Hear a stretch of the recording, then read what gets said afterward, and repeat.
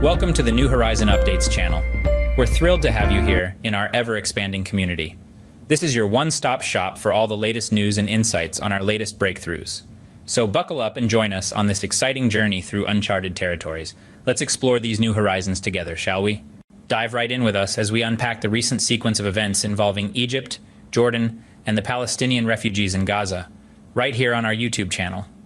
Follow along as we delve into an in-depth discourse on the statements made by Egyptian President Abdel Fattah el-Sisi and Jordan's King Abdullah II, both of whom have recently declined to accommodate Palestinian refugees seeking asylum in the midst of the Israeli-Hamas conflict. President el-Sisi has expressed that the conflict's focus isn't solely on countering Hamas, but also seems to be prompting a civilian migration towards Egypt, a move that could potentially upset regional peace. Echoing similar sentiments is Jordan's King Abdullah II, who asserted that Jordan isn't housing any refugees, and Egypt already shelters a significant Palestinian population. Their apprehensions stem from fears that Israel might aim to permanently displace Palestinians and thwart the establishment of an independent Palestinian state.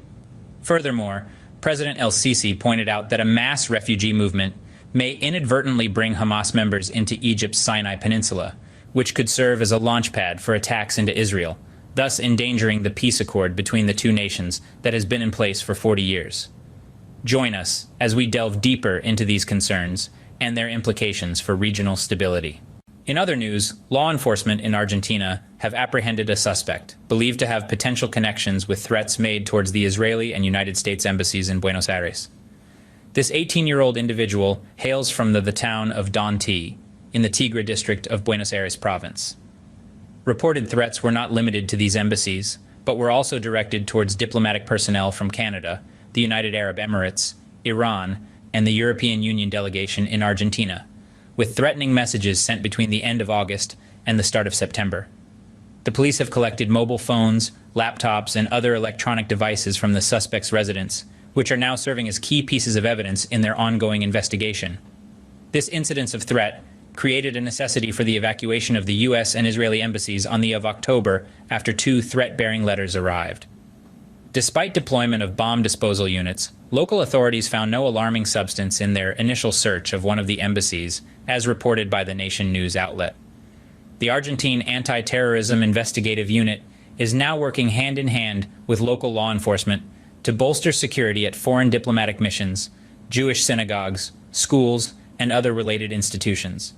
These threats carry the weight of past incidents that have left indelible marks on the Jewish community of Argentina, the largest in Latin America. The 1992 terrorist attack on the Israeli embassy brought about the deaths of 29 individuals, and a bombing in 1994 of the Argentine Israelite Mutual Association led to 85 fatalities and injuries to over 300 people.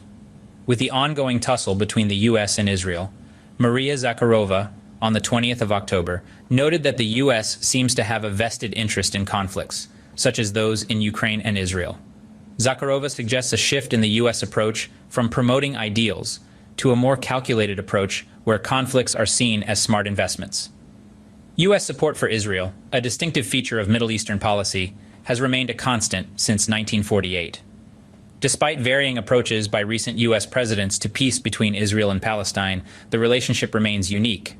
President Biden, differing from predecessor Donald Trump in several ways, has maintained this core policy and continues to strengthen ties with Israel. The future of peace efforts remains uncertain with the ongoing Israeli offensive against Hamas in the Gaza Strip, which began on October 7th. On a final note, President Biden confirmed on the 20th of October the release of 2 U.S. citizens after a 14-day hostage situation. Moving forward, it has been confirmed by President Joe Biden that 2 American citizens held captive have now been set free. As we delve into the details of this release, we will also discuss the relentless ongoing efforts from the Biden administration to free other captives. These freed individuals, a mother and daughter, are on their way to reunite with their loved ones, with the U.S. government pledging ample support for their recovery journey. Also to these efforts is the International Red Cross Committee, assisting in the safe transfer of these 2 citizens from Gaza to Israel.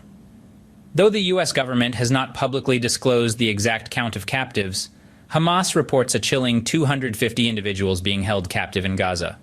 They have announced that these captives will regain their freedom once specific conditions are met. In an official statement from Abu Obaida, a spokesperson for Hamas, the Izz ad-Din al-Qassam brigades allegedly captured 200 people since October 7th, with an additional 50 held by the Palestinian resistance factions. Tragically, at least 22 captives have lost their lives during ongoing conflicts. The Israel Defense Forces report that Hamas is holding 199 captives in Gaza, and the search for these captives continues. Israel has assured they won't carry out attacks their own people. The majority of these captives are innocent civilians, including 10 who hold dual UK citizenship. It is believed that around 20 American citizens remain captive in Gaza, although some are feared dead. To resolve this issue, the US has deployed experts to provide Israel with consultation, while also sharing crucial intelligence details. Simultaneously, the US is maintaining its defense relationship with Israel by supplying weapons and ammunition. Prime Minister Benjamin Netanyahu has expressed readiness for a prolonged conflict, aiming for a complete victory over Hamas. Israel has also declared readiness to retaliate against Hezbollah militants in Lebanon if they show signs of intervening in the Israel-Palestine conflict. Hamas has responded by calling on the Palestinian population to take up arms, support from Islamic organizations and Arab countries in the region. Additionally, President Mahmoud Abbas of Palestine has that the actions and policies of Hamas do not represent the Palestinian people, stating that Palestine Liberation Organization, PLO, is their sole legitimate representative. President Abbas has also called for the release of civilian detainees and prisoners, urging both parties to exercise restraint and engage in peaceful dialogue. Meanwhile, the Director General of the World Health Organization, WHO, Dr. Tedros Adhanom Ghebreyesus, has warned of the ongoing conflict's destructive consequences and stressed the urgent need for the immediate restoration of power, water supply, and swift, safe humanitarian aid deliveries. Thank you so much for watching this video. Your support is invaluable to us. If the content was enjoyable to you, please don't hesitate to hit like and subscribe. It's your unwavering support that ignites our creative sparks. A massive thank you to you all.